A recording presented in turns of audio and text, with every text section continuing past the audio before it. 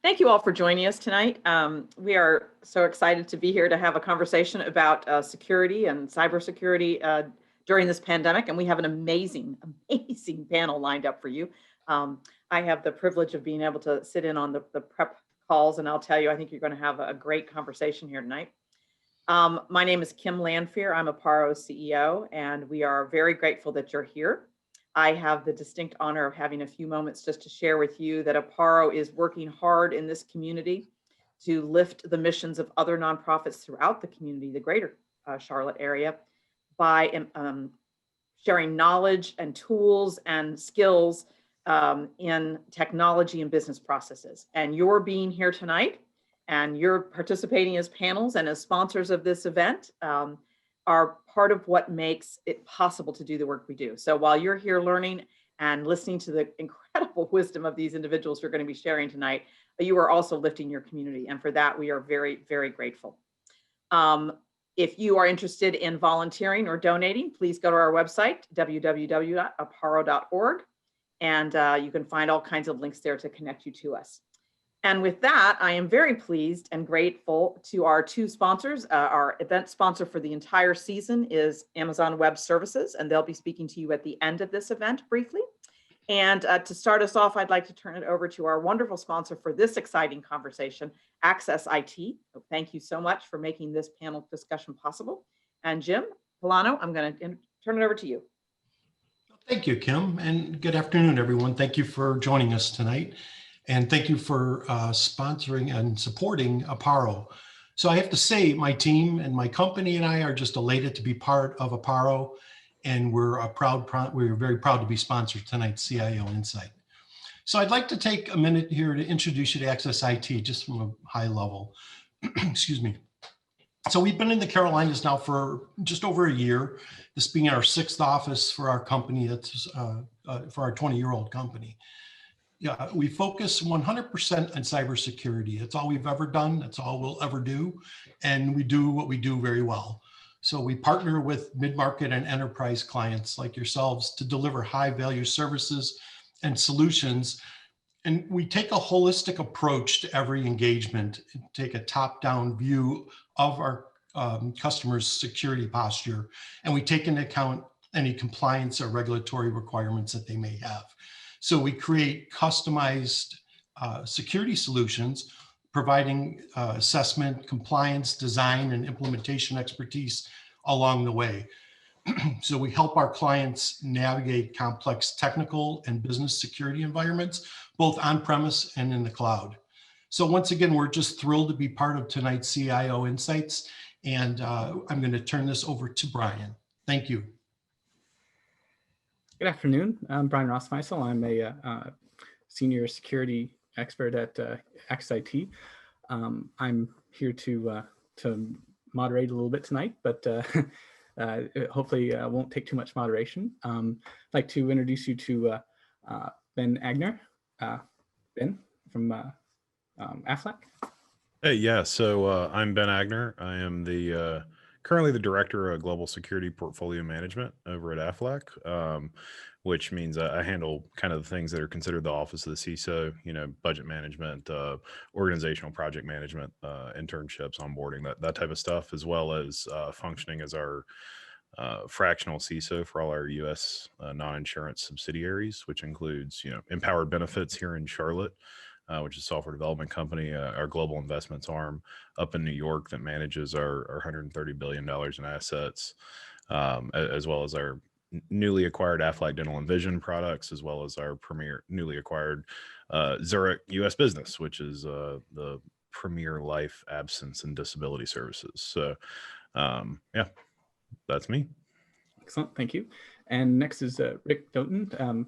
So CISO at Carolinas Complete Healthcare and VP of Information Security at Centene Corporation. Hi, good evening, everyone. So as Brian said, I'm the VP of Centene Corporation for cybersecurity, which probably never heard of until July when we announced we're building a big campus up in University Research Park next to my current office, and my local role as CISO for Carolina Complete Health, one of the Medicaid health plans here in North Carolina. Excellent, thank you, Rick. Mike Privet, I'll let him introduce himself. Hey everybody, Mike Privet, founder and managing principal of Fraction Consulting. It's a local boutique strategy and cybersecurity consulting firm where I help small, medium businesses and fintechs in the startup scene around Charlotte, acting as the CISO in residence for Queen City FinTech and also helping out in the community in general. Thanks. Thank you, Mike. And then AJ Johnson or Anthony Johnson. Hey everybody, thanks for having me. So Anthony Johnson, managing partner at Delve Risk. We do market research on Fortune 1000 enterprises. Most of our customers are actually software and service companies, and we're currently an advisor for a number of Fortune 100 and 500 companies as well. Former CISO, JP Morgan, Fannie Mae, GE. Just love being in the space. So looking forward to the chat tonight. Thank you, Anthony. So let's dive right into the first question. Would be the sort of privacy implications of the pandemic. Any sort of shifts necessary, to get people into full remote work, and sort of counterintuitive type things that people might want to understand, like contact tracing, things of that nature. Anybody want to take that? Sure. So just to kind of jump into it, I think that for organizations, the whole aspect of COVID has not just spun the world on its head relative to how we think about delivering services, but actually what's the limit or bounds of privacy, and particularly employee health records. Do suddenly small offices now need to think about HIPAA compliance requirements? Are they tracking this type of information? When it's all said and done, can we be fined? Because in cybersecurity, we all know that we get punished retroactively for decisions made in the moment. And as organizations, do those things come back to bite us when we said, hey, we were asked to do contact tracing. We put it in a file, we lost a folder or someone stole a folder, and all of a sudden you have a HIPAA violation, and your company, especially an SMB, has never even heard of HIPAA before. So those are real pains and challenges and risks that are now emergent and suddenly forefront for a number of organizations. And privacy is a big factor. And that's just one of these new emergent risk pieces. So that's kind of my thoughts there initially. Oh, definitely. We were also talking about potentially doing background checks on roommates. I mean, who wants to add to that? Yeah. I can jump in on that one too. I mean, it's an interesting position to be in, especially for legal teams and security teams and the like, and just any remote employee, in that where do you draw the line? Where does the risk start and stop for a company as opposed to an individual, as opposed to an employee? I think it's very muddy. Speaking specifically of roommates or of like the home, or wherever you're working at these days, it's probably not the corporate office as much as it used to be, if at all, in a lot of cases. So there are different risks there. You have different controls. You have different risk factors. You can't actually control what goes on in an employee's home on their network, or what other devices they may or may not plug in. So I think a lot of companies are having to deal with the pressures of that, and saying, how far is too far? Like, do we force personal computers to have the same level of security controls? Like, well, that sounds like a one, extremely expensive, and two, a kind of a nightmare to manage. So I think there's a lot of unknown space there, and who knows how it'll play out. So on that topic, right? So I was actually speaking with the Federal Reserve just a few weeks back, and this was a huge issue, in which regulators are suddenly saying, what would or should consumers expect the companies to do? We know, and if I would love to see if anybody, when you leave your computer desk at home, do you actually Control Alt Delete, lock it, and walk away? And we know that that's not happening in any. Okay, there's one, right? I don't. It's a habit, and so like it's this aspect, because so much money moves over email approval. Fraud's a massive risk. So these are all real things that we haven't had to deal with before. So it's a scary time. Yeah, as a heads up, Windows key L saves you like three keystrokes on that. But yeah, we've had very similar. Our leadership has been really diving into contact tracing, right? And we have a very large presence, right? We're over 10,000 employees in the United States, and it's heavily concentrated in Columbus, Georgia on our campus. And so, they're like, hey, if we need to get people back into the office, we need to be able to contact trace them. So they're talking about wearables, right? Like literally wearables that use Bluetooth and BLE and NFC that determine, how close you've actually been to somebody, right? And so, there's been a lot of questions that are coming up from employees saying, well, you're going to know how long I was in the bathroom because the bathroom stalls are less than 6 feet apart. Right. And, and you're going to, if I'm working from home and my spouse also works for the company, you're going to know how close we are together. Right. Because they're talking about, it's more than just contact tracing. Like it's a wearable now, right? We can use this as their badge. We can use this as, Bluetooth low energy to your laptop, where if you're actually 6 feet away from your laptop, it could lock your laptop as you walk away instead of you having to lock it manually.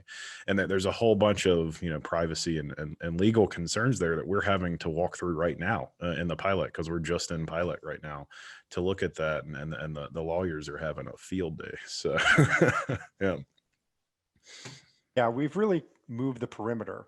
And that's something that we've been talking about for 15 years is a deperimeterization. And, we're really to that point where we had said 5 years ago, it's mobile and cloud, and how do I, when I was a CISO 8 years ago, for a smaller company, if I'm looking at my users who are all on mobile devices accessing cloud services, they never actually come into my infrastructure anymore because they don't need to. And so how do I protect them and get visibility, protections and detections to be able to respond to any incidents? And so when it is at that point, we thought about airports and coffee shops and things like that.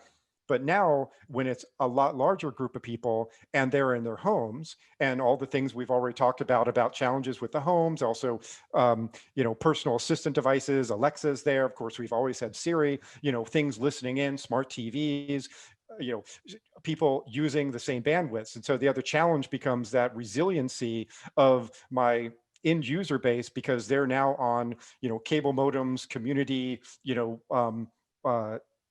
internet access, which may not be set up for having that kind of throughput and stability that we would expect to have for our employees if they were on our campus. Yeah, who's responsible when somebody cuts the cable outside of somebody's home, versus having dual redundant internet connections? Yeah. Right. And particularly for a non-exempt employee who's hourly and then they don't have internet access. And then, yeah. Or Go ahead. I was going to say, or take that one step further and say that the person who's supposed to authorize the execution in the Fed fund window has their internet cut at the wrong time. And all of a sudden the company is out of $1 billion because it's supposed to be out by 5 p.m. Eastern Coast at the end of the quarter. That is a massive resiliency redundancy risk that we've built into corporate enterprises. But now that we've shifted that, it changes the whole aspect of expectations of how do we think about that? Should we think about that? Should we give some people specifically a hot satellite backup to their house that the company pays for because they are that critical and they're the one who has to push the button? Yeah. It's a whole new world. Yeah, I mean, we've had the physical controls for years that we've been able to fall back on, right? I mean, everybody's SOC 2 is like, yeah, go look at our data center, right? That they have that, and and especially in the financial sector, right? You had the Fedline terminals and their physical access around Fedline terminals, and those have gone away now, right? Your Bloomberg terminals had the exact same physical controls access to them, and you're having to figure out now, like, how do we do that? How do we manage that? How do we still get our trades and make it work? Luckily, the Fed and Bloomberg were a little bit ahead of it, but there are other examples, of physical controls that just, no longer are there. And it's interesting that Rick brought up the deperimeterization. I actually gave a talk last week at the ISACA Charlotte conference around kind of zero trust and the deperimeterization of networks, right? Because originally zero trust was about, hey, how do we secure our employees that we trust in our coffee shop? Right. But now we're not talking about how do we secure the employees we trust in the coffee shop. It's do we now trust our users to work from home in their own environment? Right. Do we trust their roommates? Do we trust themselves to do the right thing when Big Brother's not over their shoulder? Right. When you don't have your director walking around the office as people are working. And how does that extend to our third parties and potentially offshore, especially in some of the offshore resources. Again, heavily physical controls when we're dealing with offshore resources. They come in, they put their cell phones in a basket, and they work for 8 hours completely disconnected, right? And so that they can't exfiltrate our data. How does that work in India now that we don't have those physical controls in place? We can't enforce them anymore.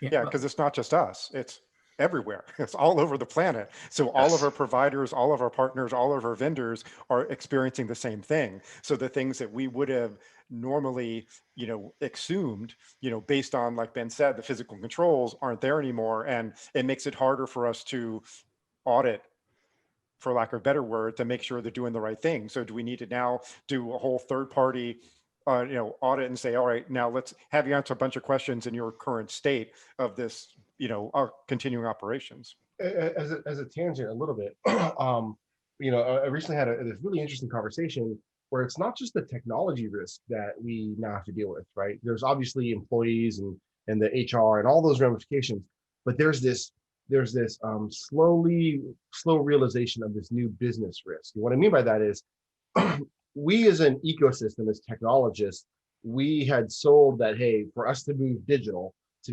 become digital first, it's going to take 2 years. Lots of companies had this multi-year roadmap, and then they did it in 2 weeks. They're like, okay, boom, we did it. And then they came back and said, and we did it safe. We did it secure. There's no new risks. And it was great. Pat us on the back. And so now you have tech leaders who are saying, oh, cool. You guys were able to do that in 2 weeks. This next thing I want done in 2 weeks too. And so we can't go back to the well and say, oh, well, this one's going to take 2 years now, because we clearly demonstrated that we were able to accelerate that. So how do we manage that? Because we did, like it or not, we did make risk trade-offs. When we slammed the user perimeter and we slammed those controls in a pretty fundamental way, we made risk trade-offs, whether we know them willingly or not. And now we're gonna have to answer for that at some point. Well, you mentioned that, and I feel like some of the things that we did for immediate digital transformation were already there and available and ready, right? Slack is there, Teams is there, right? And they've been in the enterprise and they have the capabilities. It's just everybody, hasn't wanted to pay for it until now, when they're like, yeah, let's go for E5 security. Let's do it. Right. And now we can do that real quickly. But the next thing that they're asking for is, how do we enable our business to run digitally, customer facing? Right. And that's what we've had, at Aflac, we've got, we do billions of dollars in sales, and we do billions of dollars in sales at 500,000 small businesses with 80,000 agents that physically go to your business and sign you up for Aflac insurance. Right. And now it's like, how do we do that electronically? And those systems don't exist, right? There's no solution. I'm sure lots of people would love to sell me on one, but there's no solution that could just be like, yeah, let's go take 100,000 person field force and allow them to take electronic signatures on face-to-face digital enrollments for insurance, right? And it's been very hard to get some of those, and we have honestly accepted a lot of risk associated with doing business that way. Exactly. I mean, looking at things like telemedicine or these other things. I mean, we were talking about before the Teams, right? The vulnerabilities in Teams or Zoom calls.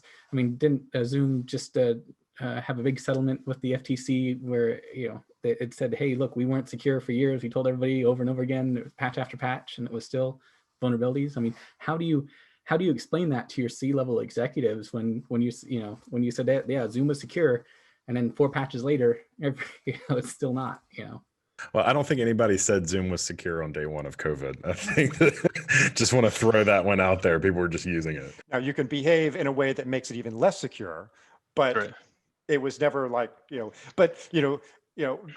to Anthony's point, it's about a governance process, right? And the business decides, risk-based decisions are business decisions, not technical decisions. And so we have the ability to go really quickly and roll things out, particularly companies who were, as many of us, or work for, more of a work in the office type of environment. And then now we have that. But as Ben said, we already had VPN, we already had cloud. And I probably once a month, I thank goodness that the cloud exists and this happened in 2020 and not in 2010. What would we do? didn't have Zoom, didn't have lots of things. So, but the governance process of being able to allow them to accept risk and say, okay, here's what we're going to do. We just accelerated that and say, these are the risks we have as a business. Resiliency is important. It's important that we have access to keep the business going. Understanding these security risks that we will get to, sign off on it, we move forward. And that's why it takes 2 years, right? Is that, we have to go through all this process and risk assessments, everything like that, and people signing off and being accountable for it. Yeah, Yeah. I'd say that's true. I mean, I think a big piece is that the risks that people have accepted, the business have accepted, they don't really know what they've accepted yet. They don't know what they've agreed to. They've said, well, we have to do this because we have no other choice, otherwise business will shut down. And so, from the companies I've been speaking with, the company's risk posture, what they say they're at, their conservative risk, they're really off the chart aggressive by any standards. And the governance processes, they happen, but they're over email as opposed to like a 6-month iteration. They say, yes, just do this.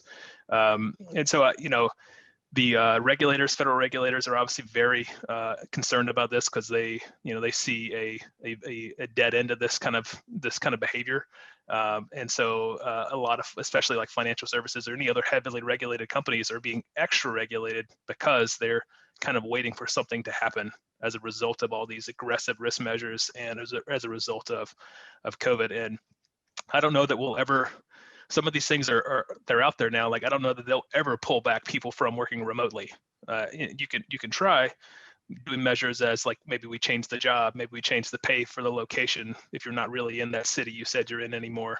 But I don't know how they're going to turn that dial back after giving everybody digital access, especially businesses that have thrived, that were traditionally brick and mortar, have now moved to a digital and physical kind of convergence there. So I think that there's a lot to be left uncovered in that space. You think it'll just turn into situations as breaches happen, they'll just go and have big swaths like, okay, now all call centers that do PCI have to go back, like let's say these cures, whatever they're talking about, come into force in the next 6, 8, 12 months. And then in the meantime, you have major breaches for whatever reason, right? Malware type thing. Do you think it's going to be regulatory that's going to try to force these people back in? No, it's a business decision. I don't think the regulators are going to dictate that. They will just have a set of standards, and we would have to just show that we meet them in no matter what instance we have. They do try to force it to take years. Yeah, I think we've just incurred a massive level of technical debt, right? And we've documented that we've done it. And, ultimately we have to fix that technical debt. So, I think once the dust settles, there's just going to be a massive consulting influx of come help us fix the stuff that we just threw in there, honestly.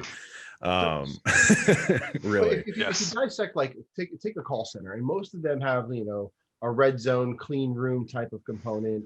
And the regulations and the requirements of what's required for, say, a SOC 2 assessment relative to a call center, they've laid foundations of, okay, some Visa call centers, you can't actually have pen and paper in case you might write something down, right? And I think that what we will actually have happen is it won't be regulators who will come in and say, thou shalt get back into a big office. What they'll come back with is say, hey, you suddenly have broken all these controls. Here's your fine. And then companies will make a business decision to be like, oh, no. We're going back into the call center, because it's really truly the only way to get back some of those types of tactical controls. Now, if we have the right level and new types of technological innovations that enable us to figure out how to solve for it, I think that, some organizations are going to be able to navigate that really, really well. But there are other aspects of where, when you start looking at regulatory fines that are a percentage of your gross profit, companies pay attention really, really quick to say, oh, revenue in the case of GDPR, but we're going back. Like you lost a British security, sensitive PII. Nah, we're going back into a call center, and that's part of business now. So I think there's going to be swings. We've got a question from the group talking about the talent gap in cybersecurity, which has become more daunting during the pandemic, asking how your organizations have adjusted the approach to bridge that gap without missing deliverables. So I'll start with it because this is a topic I'm very passionate about. And I'm actually had a call this afternoon with our HR department, talent acquisition department of this enormous company I work for about cyber talent acquisition. And I would pose that the gap is more our fault that there isn't the people. It's our HR departments limiting the kind of people. It's our industry saying that you need to be this tall to ride the ride, and that we have requirements of have a degree, have a certification, all this stuff that in some instances, yes, but in some roles, I don't care. And that we have limited who can get into the industry. We've almost made it intimidating. That's like, well, I'm not a STEM student, or I'm not good at math, I can't be a cybersecurity person. But there's a rainbow of cybersecurity people that all have different backgrounds, and people that don't think they can do it, but have the personality. And it's a whole other panel and presentation I've done before on this, that could come into it, but they don't have the opportunity or the in to be able to do that. And so my closing thing is that I think being able to work from home, working for a company that is a brick and mortar, you go to the office and dress up every day, it's actually been easier to be able to find people, because we're not saying you have to go here, just, we'll eventually figure that out once we go back to the office. But, it's opened up our ability to find people. I'd partner on that too, what Rick said too. I think we've limited ourselves a little bit on the industry. So take a role of an architect, for example. You've never heard of a junior architect before. Like they don't exist. We've said, well, artificially, you have to have 10 years of experience and do all these other things. Otherwise, you can't be an architect, when that's maybe not the right answer. And I think, companies that I've seen be kind of successful in that space and finding talent that's not in the traditional pool is actually looking for some of those security adjacent fields. So some of the best security engineers I've ever hired were Linux admins. So they were not security people by trade, or they were network admins, but they knew enough about how to either do automation or how to troubleshoot or how to problem solve in ways that were just as good. And then it's about teaching them kind of foundations and fundamentals. So you could still hire them as a senior level person, and then send them to the entry level security training class, because concepts is one thing, but then actually being able to do the work, way more value on that front. So Yeah. I think we just need to do a better job of that. Yeah, Mike, I mean, honestly, that just gets into the talent shortage of talented Linux engineers as well. So It does. which I It's a won't problem. dive into, right? But that really kind of leads into, and I think we're all kind of hitting, I've always viewed security, at least at the identify, protect, and detect side of things, as really just best practice applied IT, right? You just need really, really talented IT people, and those are going to be your best security people. And that's what we look at Aflac. Aflac, we're a big family, but we are a family. I've got people who retired after 42 years of service last week underneath me, right? And so our best security engineers are the people that we poached from IT, honestly, and they're the best people to have for security. And that's really kind of how we pipeline it, right? Like everybody's like, oh, we need to develop a security pipeline. No, I need you to have 5 to 10 years of IT experience before we even consider bringing you in as a technical person in security, because it's really just, you can go sit in the SOC and you can learn about Splunk notifications and alerting and things like that, but really the thing that's going to make you successful as a security engineer is fundamentally understanding all those basic things that you understand about IT, applying them all together, and just doing IT the right way, honestly. And that's And a personality type, there are certain personality types that are good at pattern matching, good at troubleshooting, very patient in doing things that are mundane over and over again, not afraid to fail, encourage failing quickly. These are things I can't train. I can train all the other stuff. And yes, as Ben said, there's a foundational know how everything works and how the ones and zeros transfer, but then that personality is the real thing that we can look into. I'm going to say something slightly heretical. So I always like to take a counterpoint a little bit when I chat. One is I think there's a big issue in our HR and us as leaders who you can see, and I've seen job recs that will say, hey, we need 15 years of Go experience, but Go's only been around for 13 years. So that's not realistic, but it'll be on an HR job rec, and someone's like, okay, that's not really possible. And we know fundamentally, and I've spent a tremendous amount of time on this whole aspect of diversity, that this is a big issue when you look at the genders, because women will historically and typically look at a role and say, hey, I don't meet every single one of those, so I'm not going to apply for that role. Whereas a guy, and no offense to the rest of the men, will look and say, I got 2 of those things, I'm in. Like, I'm going to throw my hat in the ring. Let's see if they'll take me. And it's a huge issue. That's how I got my current job. I'm just going to throw that out there. It's a huge issue on even It works. where women self-select out. The other piece, though, that I think is when we think about this as relative to talent, or to whether or not there's a talent issue, I think that if you listen to Sunil Yu, who's a friend of mine and just a great thought leader, I believe, he has this notion of where, you know, everything needs in the future needs to be distributed, immutable, and ephemeral. And it's because we have too many pets and not enough cattle. We have servers, we name them, we pet them, we take care of them, we patch them, and we never want that server to die. And for anyone at a large enterprise, I'm sure you can look across your ecosystem and be like, yeah, actually, we have this one system. It has not been rebooted since 2004, and I don't know what will happen if we try to reboot it. So we just don't, and we just put all this apparatus around it. Whereas in a cloud ecosystem, when you have true orchestration, you have cattle. When a cattle gets sick, you just get rid of it and get a new cattle, right? And it's a totally different model. We have too many pets, which require a huge workload to manage, sysadmin, maintain, and cure or feed with pets, or with that's what we're doing with pets. Whereas with cattle, you don't need as many people to maintain them. And so orchestration, integrating into a Kubernetes fabric or framework, those are really, really keys to solving the talent gap. We've got another It goes question to here. We've got Ben's- several questions, but Yeah, it goes to Ben's point about technical debt that we're getting. Yeah. Go ahead, Kim, sorry. no, that's fine. It's kind of switching completely. What is your outlook for machine learning and AI's impact on keeping intruders out and lessening the overhead of managing cybersecurity defenses? I'm slightly opinionated on AI and ML.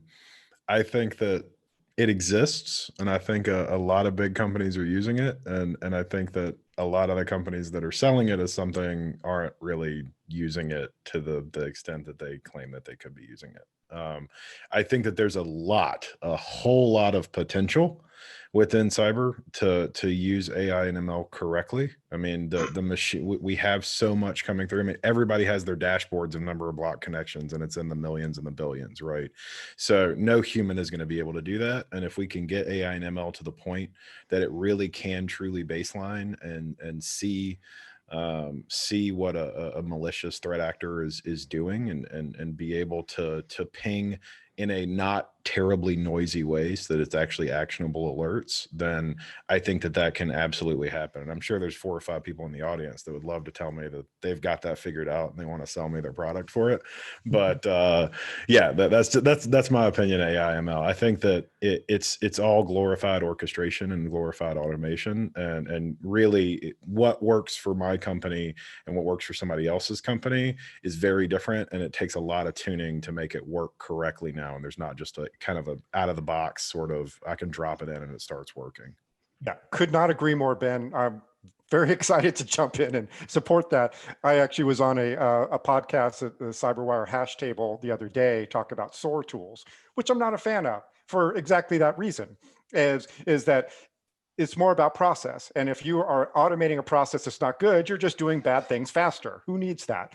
But if you did it right, you would then look at what are the things I'm trying to do? What are the instrumentation I need to pull in? What do I need to automate? What are my people doing that they can't do as fast as a machine can do, because machines support humans? And probably if I go through that exercise of figuring out what that is, I probably don't need to buy anything. I just script a couple things and I'm good to go. I had the same conversation 12 years ago with DLP tools.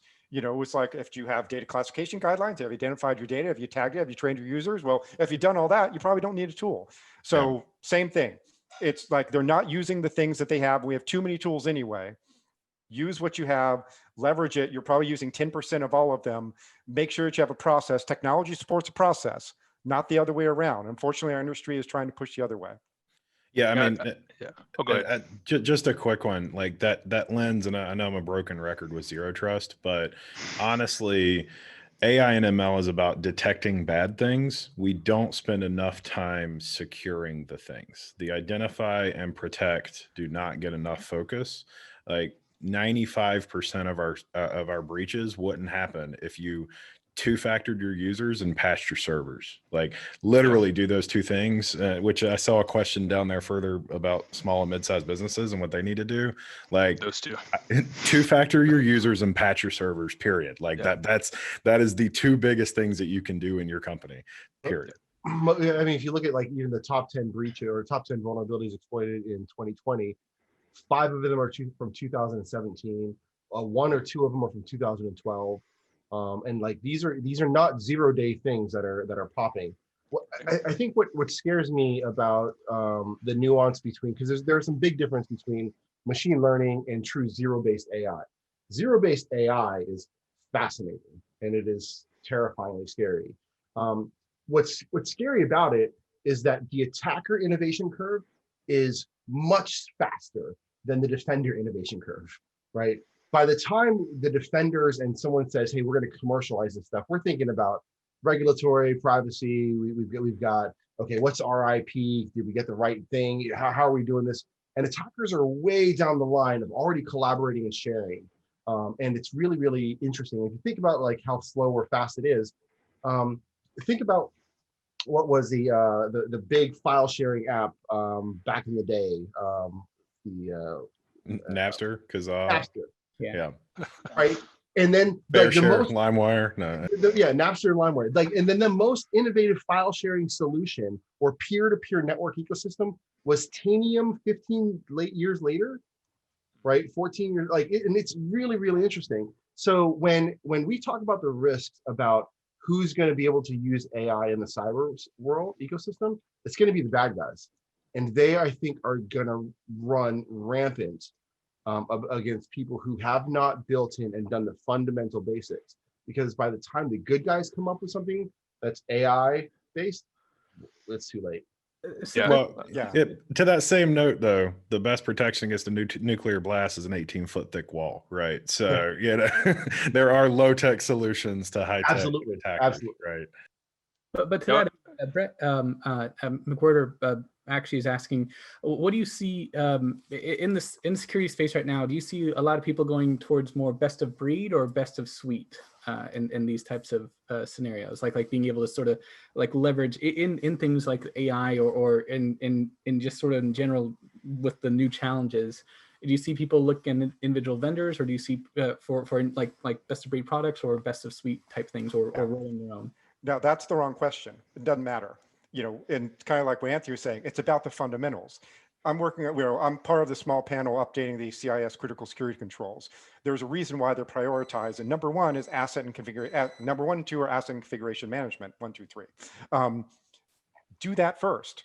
It's focus on the fundamentals. Whether or not we do AI or machine learning, it's like, if you don't know where everything is, what configure state it is, if it's trusted, who accesses it, what data is on it, where the data goes, what your process around it, then don't bother trying to buy some shiny thing to like improve and check some elite hacker. All this ransomware that we're seeing every week popping up is because someone didn't patch something. They didn't know a box existed. There was a weak password. Somebody used the same password internally that they use on some public site that was compromised. These are all fundamental things. It's not, elite hackers coming in and doing these crazy stuff. That's very rare. They just are rattling doorknobs and finding open doors. Doing the basics doesn't, something is better than nothing. People are mostly doing nothing. No, I'll go a little bit beyond that. I agree with everything you said, but once you've done the basics, then you end up, and I kind of almost view it as a security maturity curve, because I've seen it in some of the big enterprises, right? It's like, okay, we had a CISO, we had a minor breach, or we had a major breach, and now we've got a really big security team, and we're building out for the next 4 years, and we're buying everything because we're super funded, and we get the best in breed of absolutely everything, and we've got 130 vendors, and we tie it all together with baling wire and tape, and we take the logs and drop it into Splunk or one of the other, Elastic or something like that. And we've got the best engineers in the business and all this stuff. And then, 5 years later, you're like, crap, we're really expensive, right? And all of this stuff is really expensive to maintain, and all of these engineers that are best in breed are really expensive to pay, right? And so the next thing you see is like, and what's happening in the industry, because that's kind of where the big boys are sitting, is like, we've just got way too much stuff that we've got bailed together, right? I've got $60 million worth of software, right? Mm-hmm. that's where we're at. That's a real number, right? And that all of that software, you know, we've paid for best in breed. Some of it's sitting on a shelf not doing anything because we don't have the engineering time to do it, right? We're like, we got to buy it because, you know, this is the best, and we've got to get it, you know, and we'll implement it eventually. And then, you know, 2 years down the road, we come to renewal and it's like, do we even touch this, right? It's just becomes software. And so now I see a lot of it kind of converging into the best in suite. The big boys are starting to buy enough of the close enough to best in breed that the security guys, the security engineering and ops teams that are getting pressure to, you know, optimize costs are saying, you know, maybe finally we're to the point where I can just go pay Big Blue, or I can go pay Paolo, or you know, and I am not endorsing anybody by saying any of those names. I'm just saying that those are the companies that are consolidating, right? And, you know, can we save money and time by doing this? And can we rein in costs by doing this? And I see a lot of the big boys are starting to look at that, and a lot of the big players are starting to work with a lot of the big companies to build that automation to actually make a, you know, a bog standard. Here's your stack, and here's how we support your stack.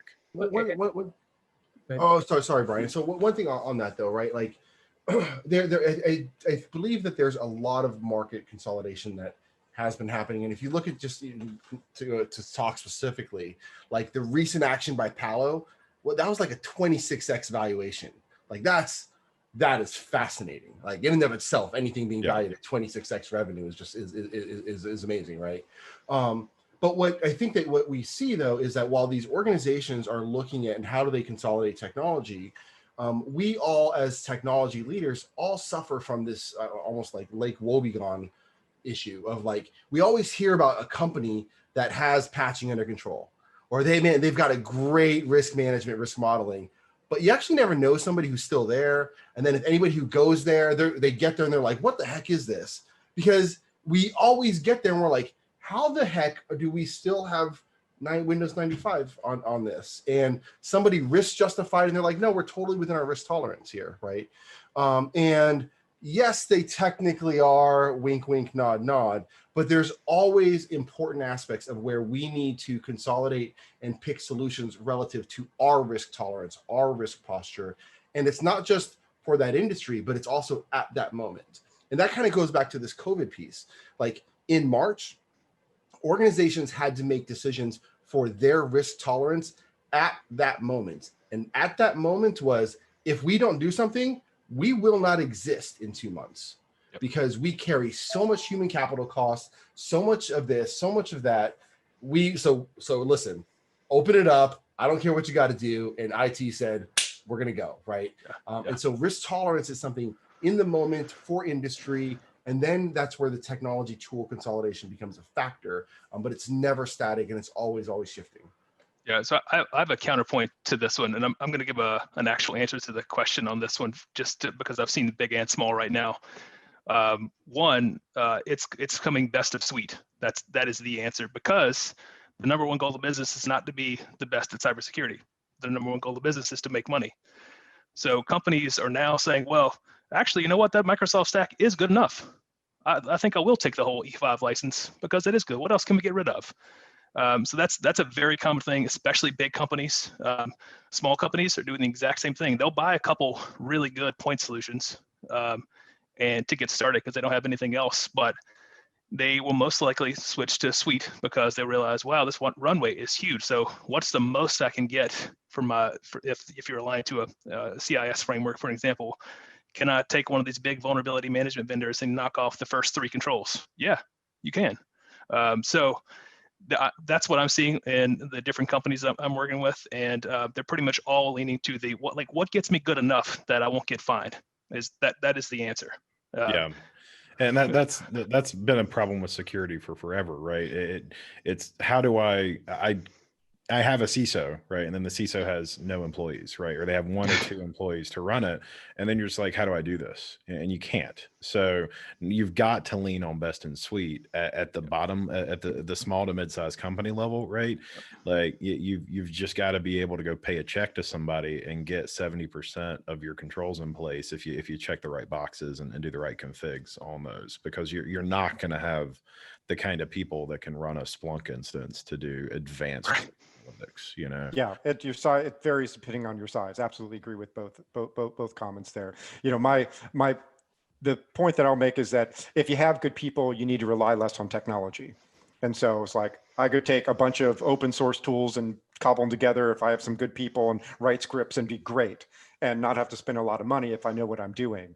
But then going back to the talent gap thing, which is a whole other discussion, you know, it makes people rely more on the tools. And I worry about, I'm very vocal about our technology vendor industry. I talk to them more than most people do, because I've talked to lots of them for many different reasons.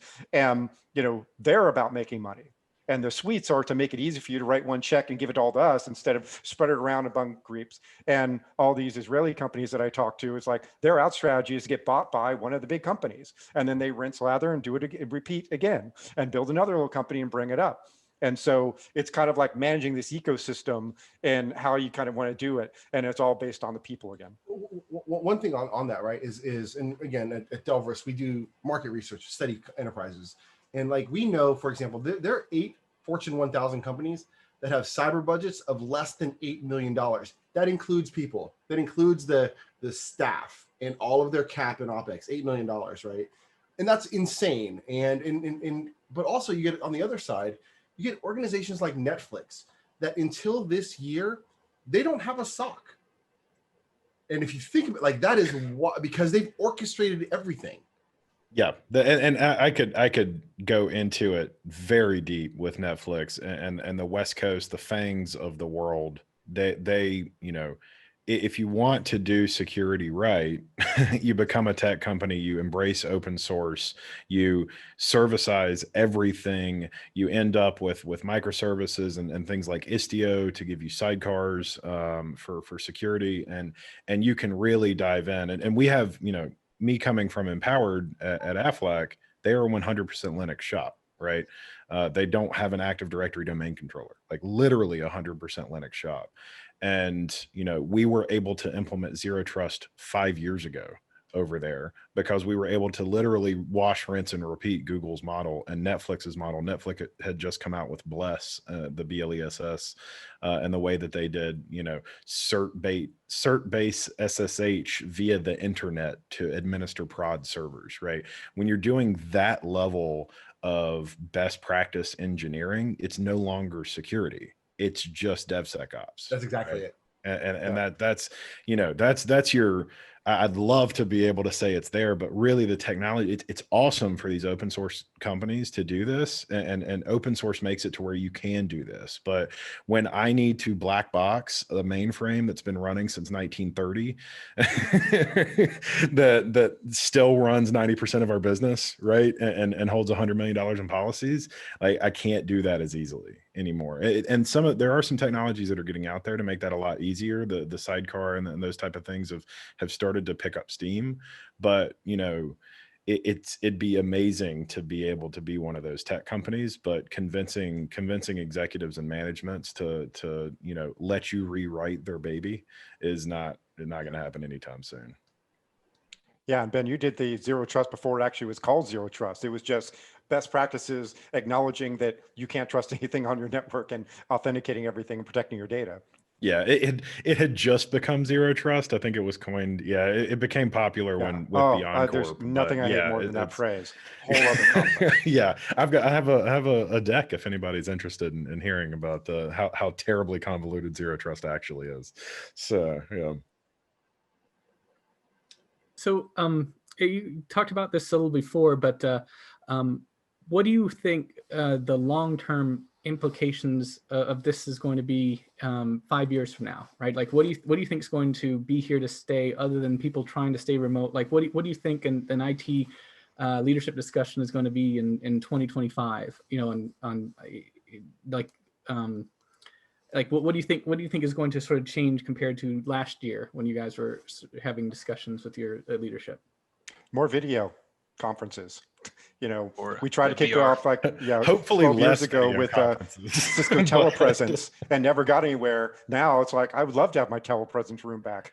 Yeah, and I think that it's honestly you've opened up the floodgates a little bit. You know, we have allowed Slack, we have allowed Teams, we have allowed all of these collaboration tools that never existed before in the environment because we were all terrified of them, right? And sometimes for good reason.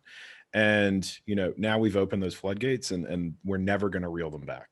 Right. It's the people are realizing that collaboration and productivity solutions, for better or for worse, make them more productive, right? Whether they're properly secured or whether they're able to be properly secured, which is an entirely different hour-long discussion. You know, that's the big key piece of this. But it also, I think, is going to enable, right? We're going to figure out how to secure these collaboration tools. And fundamentally, as a company, we are going to be more productive because people now really know how to use Jira correctly. People actually really know how to use Teams correctly, right? And we can work in an agile fashion, and we can work in random hours, right? I just have tickets. I open them and I close them. I mean, I don't, but people on my team do. I'm just on WebEx from 8 to 5 and get to pontificate. Actually, so But, I'm a fan of Occam's razor, just in my general life, right? Like the shortest, easiest answer is going to be the most likely answer. And I think the most likely answer is that we don't all figure this out, and we don't get back to we don't have this happy medium of where people are working remote, and we actually end up back in offices at some point. And here's why. So when I was at JP Morgan, everything was Cisco Telepresence. So I literally sat as an MD. I had a Cisco TP in my office, and I would TP with everybody around the world, and it was great. But you know who got promoted? The people who were physically together. Yeah. And the people who went to lunch, the people who spent time shaking hands and traveling together, that's who got recognized, that's who got promoted, that's who got the better opportunities. And that was a massive, massive issue that we continually had to think about. Okay, well, we have these great teams, yes, they're dialed into TP, but they weren't at lunch when we actually were talking about the thing. So we're going to actually ask so-and-so to do this. And when you get that type of disparity, combined with the fact that I don't think, like right now, everyone's like, well, we've added Slack, we've added Teams, we've added Google, these ecosystems. And so we're much more productive because we're remote. I don't actually think that that's the case. I think we're much more productive because people are locked in their homes and are working 12 to 14 hours a day. And when suddenly they can go do something else, and they will. And when they don't feel guilty about that, and they say, you know what, I'm actually going to turn my system off at 5 and not pop back on at 7 or at 9 or whatever it is, productivity is going to shrink back to what it was normally. And then all of a sudden, people are like, well, no, we got to get them back at the office because clearly they aren't being productive anymore.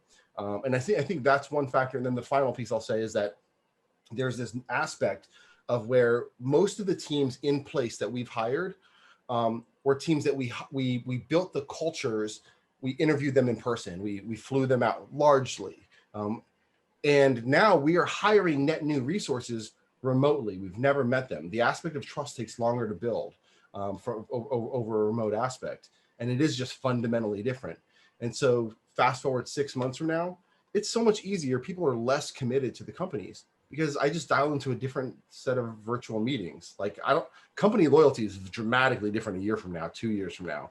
And organizations, I think, will recognize that and say, hey, I'm losing a ton of IP. For some reason, it's just bleeding out. We got to get that culture back. We got to get these things. So I think fundamentally, we will get back in 3-4 years into a place where people will say, you know what? I think we need to be in the office a lot more. I think we need to spend more time together, and then it kind of recycles that. Yeah, I would say that I think I do agree with that, what AJ said as well. Like, I think eventually we'll get back in there, but I think not everybody will come back. And what I mean by that is like the positions that some of them that are remote today, they'll say, okay, I could actually pay somebody offshore a lot less money to do the exact same job. I like the sound of that, especially because I'm bleeding money right now with all the other COVID costs I had to put in place. and I'm already facing headwinds from presidential elections and economic situations. So like there's a lot that people are going to say. The concepts of these jobs are no longer going to be tied to a specific market. So then all of a sudden you have global competition for the same sysadmin job, and you can do it a whole lot cheaper in another country than you could in the US. So I think I will think there will be a reconvergence, but it won't be the same as it looked before. So they're going to have to think about how do I commoditize as much as possible on, especially like IT functions, such that I don't lose the IP and then bring back in like the business aspect of it as well.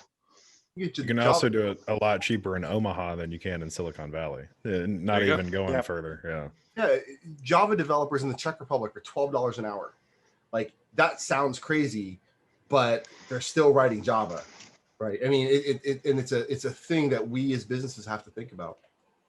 Yeah, no, I think those are all excellent points, and agree, that now we would probably be hiring more in the US, but to Ben's point, yes, in Omaha or Arkansas, they're a lot cheaper, though, that cohesion and, you're right, the groups that were already together and now apart still have that relationship. The ones we're hiring net new don't have that relationship, and we have to work on trying to do that for team cohesion. We have, like here in North Carolina, every 2 weeks we have a whole all hands and we get together and we do these things, and so you have to work harder on that. But all excellent points on the human side of it. Makes sense. Yeah, I think that's a decent stopping point. Kim, do you want to take it from here? Sure, I will. We have exactly 2 minutes before I have to take it. So I just want to ask any of our panelists if you had to leave with one word of advice that was 30 seconds long, what would it be? I guess I'll start. It's like, don't use the same password in multiple places. And wear a mask, wash your hands, and stay distant. I'll stick with 2-factor and patch your shit. That's where I'm going. Yeah. I would say actually write down the risks you assumed as you moved into COVID, because most people haven't done that. And when you actually write them down, you'll be like, holy crap, we accepted a ton of risk. So I would say actually spend the time with your leadership team, write down all the risks you assumed. And I'll say what they said because it's hard to remember more than 3 things. So I'll leave it at that. I love that. Can we even remember 3 things? Taking the cop out over there. That's it. Advantage of going last. What a great panel. Thank you so much. This was just a fly-in conversation, and anybody who wasn't in this room, I feel badly for them. It was really great. Thank you for your time and your generosity of time.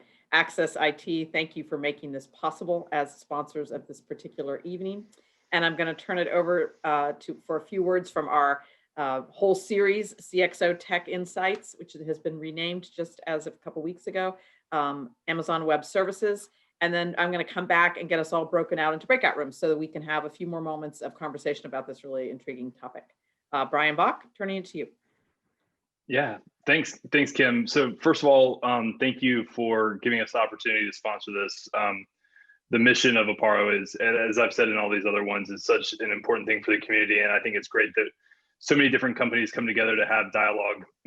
This was an especially fascinating conversation for me, given Amazon, we have AWS, the technology side, and a lot of the things that you're talking about resonate just from the day job, but also Amazon and the fulfillment center and the social distancing and what we are dealing with globally on that side, has a whole separate set of considerations. So really fascinating conversation. So thanks to the panelists for the time, and I appreciate your guys' sponsorship of Apparo, being here, and just for what you do for the community. So that's all. Again, just appreciate the opportunity to be here and to sponsor this, Kim, and I'll turn it back over to you. Great. Thank you so much.